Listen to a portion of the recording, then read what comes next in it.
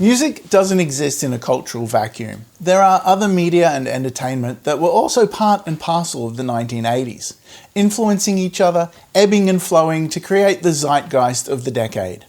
If the 80s are part of your formative years, then no doubt there are certain movies that will be dear to your heart. This week we have the first in a series focusing on the films of writer, producer and director John Hughes, and by extension the soundtracks and songs that helped make them some of the most iconic films of the neon decade. So, borrow your crush's underwear and join me for this week's 80s Song of the Day.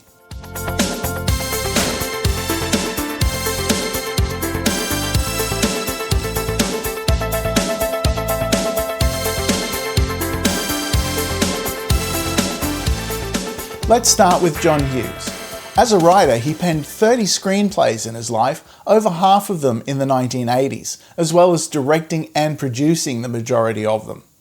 He was responsible for writing the much-beloved National Lampoon's Vacation series and the Home Alone trilogy, although those were 90s movies and outside the scope of our little show.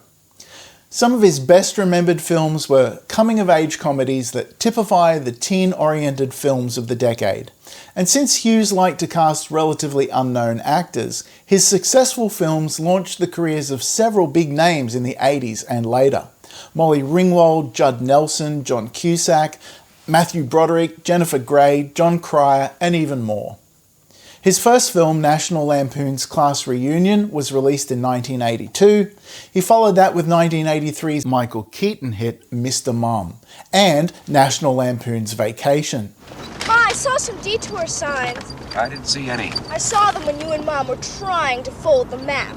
Audrey, when they close the road, they put up big signs, like this one. Vacation was an expansion on a short story he wrote for the National Lampoon magazine that was based on real-life family trips from his childhood. His directorial debut, and our movie of the day, was 1984's 16 Candles. I'm sure they didn't forget your birthday. They just didn't remember it right away. Same difference. I know it's a drag that your sweet 16's the day before Ginny gets married, but big deal. They'll remember. Oh, easy for you to say. Did anyone ever forget your birthday? Come on, Sam. 16 Candles follows teenager Samantha Baker, played by Molly Ringwald, whose sweet 16 is overshadowed by her sister's upcoming wedding, as her family completely forgets her birthday. She has to deal with family and school drama as she desperately tries to shake off the attentions of the awkward Ted, listed in the credits simply as Geek, Can I borrow your underpants for 10 minutes? and get the attention of her crush Jake Ryan. In the end, Samantha eventually finds herself in a sweet, unexpected moment with Jake and finally gets that happy ending she was hoping for. Hi. Hi. Hi. What are you doing here? I heard you were here. As Hughes developed his directorial style, he eventually hit a winning formula with his soundtracks. Eschewing original scores, he would instead pepper his films with music that he liked, whether it be new, current music or classics from the past. I've always liked the music in his films, so I guess we must have similar tastes. 16 Candles was one of his first films that featured a soundtrack comprised of contemporary songs and classics. There was a soundtrack album released for sale, although it was more of an EP with only 5 specially selected songs. The movie itself has more than 30 tracks interspersed throughout the film, featuring artists such as AC/DC, Spandau Ballet, Oingo Boingo, Stevie Ray Vaughn, the Divinyls, and even the great man himself, Frank Sinatra. We'll likely revisit some of those bands later as we continue this series. For the song of the day, I chose If You Were Here by the Thompson Twins, mainly because it is a song from the 80s, not just featured in an 80s film, plus it appears in the film during the touching final scenes where Samantha finally gets her birthday wish.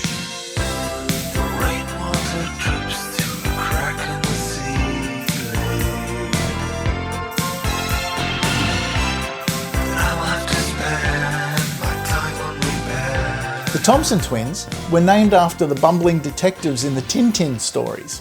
Hailing mostly from Sheffield in England, the group was made up of Tom Bailey, Joe Leeway, and New Zealander Alana Curry. If You Were Here was a track from their third album, Quick Step and Sidekick. It was never released as a single, although it certainly sounds like it could have been one.